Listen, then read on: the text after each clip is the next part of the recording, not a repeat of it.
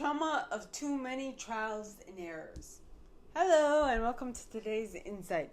Now, today's insight is mainly about, trying to do something from various perspectives to arrive at your destination.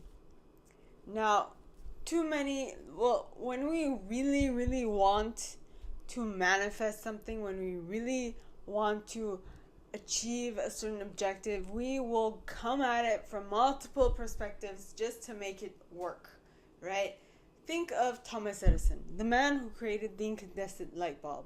He had to try 10,000 times to actually create and manifest the incandescent light bulb. I talked about this yesterday as well. But just imagine if you, and his perspective, they asked him, you failed 10,000 times when creating the incandescent light bulb. He said, correction, I succeeded at finding 10,000 ways it would not work. Very little shift in perspective, but perspective that will make or break anything that you work on.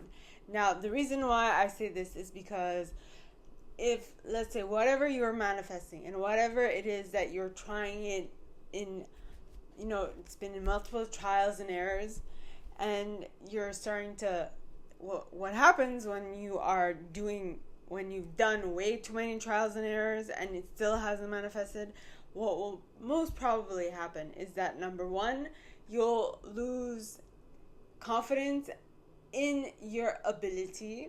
That's the first thing. Then you'll be wondering, am I doing something wrong? Am I not doing something correctly?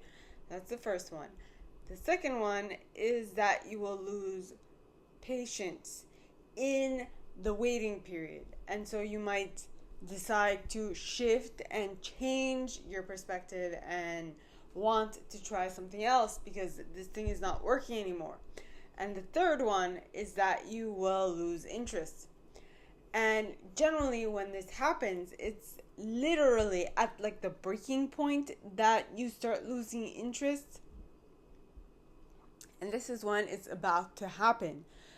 And so when that happens, this is the most crucial point in time where you need to be on your A game and you need to stay focused on what it is you want to create.